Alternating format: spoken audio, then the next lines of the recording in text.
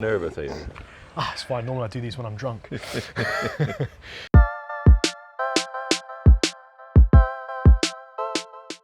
So we are joined by Jim Newport, the production designer who has worked on over 100 movies and television series.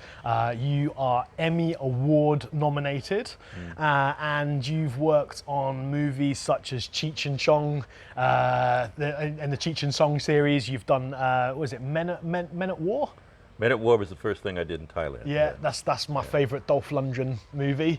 And you've done The Piano Lesson, which you got the Emmy Award nomination for. Yeah. That's pretty cool. So tell me what a production designer does. A production designer is in charge of the look of the film. Basically, I run the art department. I will have a staff of minimally 25 people working for me, and often hundreds and hundreds of people working for me, depending on the scope and the scale of the project. I'm one of the first people to get hired. I work very, very closely with the director and with the cinematographer.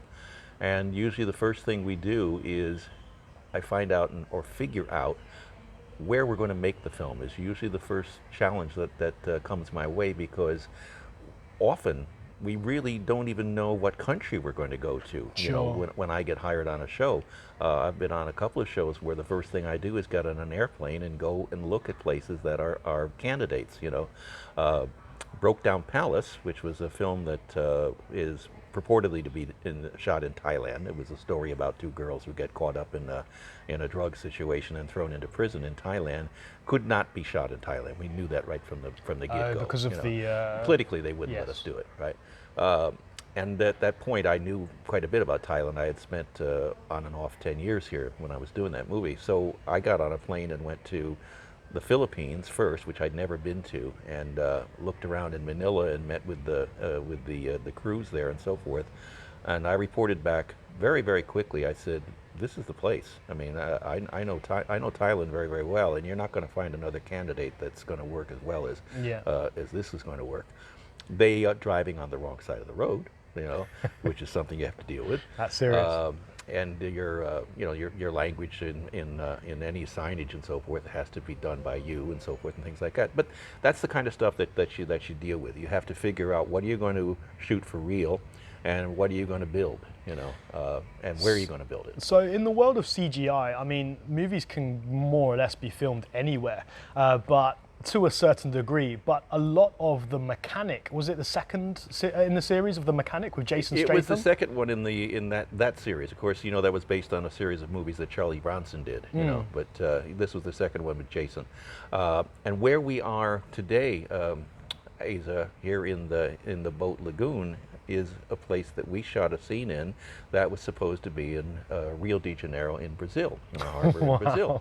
And we had a beautiful wooden sailboat out here, tied up in a primo spot on the dock here. Yeah. And we blew it to smithereens, you know. Oh, God. We didn't really blow it to smithereens because that was the CGI. Right? Okay. But we started it here, and we startled quite a few people here, you know. I took a bunch of people over here to a lunch spot, Bart and Pepe and so forth, so they could watch, you know, what we were doing here and so forth. Towards the end of the day is when we did the, right, like that. Everything came to a standstill over here, you know. It was like, whoa, what was that, you know. Oh, we went to Koh Yao Yai. Koh Yao Yai. Koh Yao Yai was a great location. They were supposed to be hundreds of kilometers south of Thailand. There's I forget what there's a real island down there that he was supposed to be hiding out. Because once his boat, this is the beginning of the movie, was here, Brazil. He was hiding out in Brazil for years, apparently, after the first movie. Right. But some people found him, and he was on the run again. So this time when he ran, he came to Thailand, but he went way south to a very, very isolated island, and that's where his new location was for him to hide out again. And what we needed was a place with an uninterrupted vista, you know. Right. Which is pretty hard to find anymore, you know. I mean, you can find lovely beaches and so forth like that, but you start to swing the camera around 360 degrees, there's going to be somebody's mega villa, there's going to be some hotel, there's going to be something there. Someone's speedboat. Yeah. But on the tip of Koh Yao Yai was a long peninsula of white sand, you know, and we built all of the buildings that we needed to support his conclave where he was hiding out. He was hiding out in a fairly rustic area of fishermen and people like that and so forth. So it was beautiful. It's there now. We took a boat ride a year or two from here in the boat lagoon, and the boat stopped. We were on our way to Krabi. They said, "We make stop now for you. We show you the famous movie location." I go, "Really?" Right? And they stopped at this spot here, and there was other boats. There was like about 20 boats. Suddenly it's becoming like a pee-pee, from the beach, right? Sure.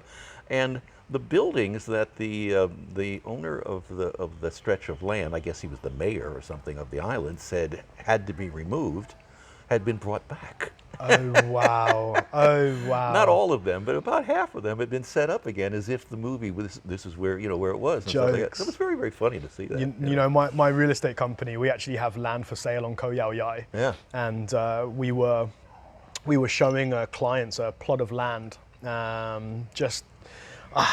Actually, you could probably see the peninsula from that plot of land. Yeah. It's real beachfront stuff. Yeah. And it was kind of in the sales pitch. Yeah, this is where the mechanic was filmed. There And I you go. actually, you did an event. It was a first screening in Phuket. Yeah. You did a first screening in the cinema, and then there was an amazing dinner at the 9th floor later. Afterwards, yeah. And I went to that, and that was the first time I met you. You probably don't remember me though. Oh, I did a little talk in the ninth. You did? In the 9th floor. Yeah. Yeah. That was fun. It was a really lovely event, and Yeah, it was great to have an insider. Actually talk with an insider on the movie straight after I've just seen it. It was pretty cool. So Jim is not only a successful production designer in TVs and movies, but also a very well accomplished and successful author. You have in your armory of books, you've got The Vampire of Siam, which is now on it. How many books have you got in the series now? The 5th one is coming out in about 2 weeks. Wow. Yeah. Wow. This is So a dark Christmas. a dark Christmas. Yeah. I'll hold it like Trump held his Bible. Yeah. Okay, tell us about The Vampire of Siam. Well, Vampire of Siam's first book was written, it came out in 2001. Asia Books published it. And I started writing it, I think, in about 1999. And I had been writing screenplays before. And when I would go to studios with projects that I wanted to direct, and I had at least one film that I was trying to do myself, they would look at my scripts and they'd say, this is not really in our genre, was the word they always used. It's not in our genre. And they would say to me more than once, bring me a vampire script and we'll talk, right? I went away and I thought, geez, I want to write a vampire script, right? Well, one night I was sitting on the rooftop bar of the Tower Inn on Silam Road in Bangkok with a buddy of mine having a beer, and the brand new SkyTrain went by on its way to the Chong Nong Si station, right? It made that curve there, right? And I had just bought a digital movie camera, right, with a night vision lens on it. So I picked it up and I zoomed in on the train and I followed the train around. I thought that was a sweet shot, right? And then I went back, the next train came by and I followed it and let it go out of the shot. And as that was pointed like that, I just tilted down. And when I tilted down with my night vision lens, I saw something I'd never seen before. And it was a huge cemetery right there in the middle of Bangkok, off of Silam Road. Wow. Massive cemetery, mausoleums and old stones and things like that. You can't see it because there's a big stone wall around it, right? But the next day I got an opportunity to get into it by just kind of greasing the wheels of some boys who were in there with their tuk-tuks that they took out at night for street vending. They stored them there in the daytime, right? Okay. They let me come in and walk around, and I started photographing this thing, and I went, well, if you're a vampire in Bangkok, this is where you're going to hang out, And that was the sole thing that gave me the impetus to write The Vampire of Siam. But I didn't write it as a script initially. I wrote it as a book. And later on, you sold the movie rights. I sold the movie rights within 2 years to that. Wow. First, they optioned it pretty quickly. I had two companies that were actually after me for it, and and I went with one, and they optioned it for, I guess the normal options are like about a year, and then they had to pick up either buy or let it go. Yeah. They decided to buy it, which would mean they would lock it up. It would be theirs, right? Whether they made it at that point didn't matter to them, but they had it at that point. Then it got a little heat about a year or two later, and they looked like they were going to make it. They had a director assigned to it named Rennie Harlan, wonderful director, really, and a very cool guy. And so I started, it was in my contract, writing script revisions for Rennie, because I had written the first draft. That was part of the deal, right? So now I wrote 2 or 3 revisions. Also, you get paid very well for that too, and so forth. Now it's 10 years later, and they've never made a movie, but that's Hollywood. They buy more material than they need because they don't know what's going to go. They don't know what's going to hit. They don't know. It's like throwing things at a wall, see what's going to stick. Yeah. But for me, it was that book was hugely successful because I bought my house in Phuket with that. Amazing. When I retired after doing I did 1 season of Lost. Okay. Which season? Season 4. Season 4. Yeah, and when that was over, I was injured in a boat accident on that, and I had a real bad back problem and stuff like that. And I thought to myself, it's going to be tough to work for a while, right? So I said, maybe it's time to buy that house in Phuket and settle down. So I used the money from that book sale to buy my house in Kamala. Wow. So Jim's alter ego is Jimi Fame. You got that name, so you're a blues shouter, and you got that name from a Cheech and Chong movie, or?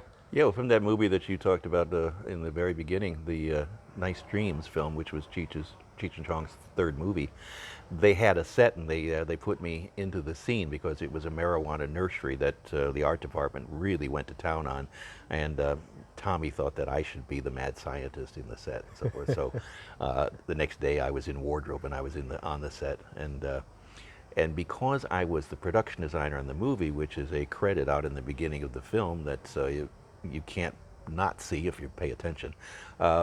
SAG, the Screen Actors Guild, will not let somebody to be an actor in the same name as they are in a position elsewhere on the film, unless they are in another, unless they're an affiliate of SAG, which I was not, right? So they had to give me another name, a stage name, right? And Tommy looked at me and he said, "Well, you're Jimi Fame."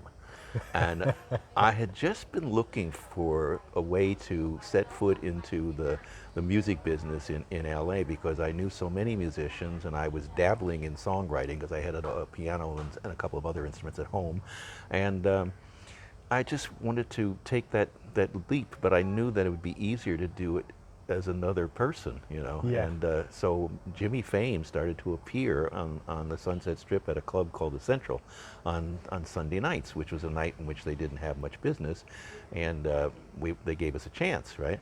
And pretty soon we were in there every Sunday night, and it was a way for me to get my feet wet and get into it and so forth, and I loved it. It was great fun. So what's the blues scene like in Phuket and Bangkok? Well, there's nothing going on now, as you know. We're in COVID, in the middle of a pandemic. Right now, you're not supposed to be, social distancing requires you to really not even approach a microphone in a room with people and so forth. But they are getting looser. They're getting to loosen up on it and so forth. Colin's getting himself more individual gigs and so forth, and he's able to bring some of his former band members into it and so forth. So it's loosening up here. Bangkok has loosened up a lot. I've been up to Bangkok, and I'm going up there again soon. And there are good bands playing on a regular basis back in their old clubs and the spots they used to. So it's going to come back to life,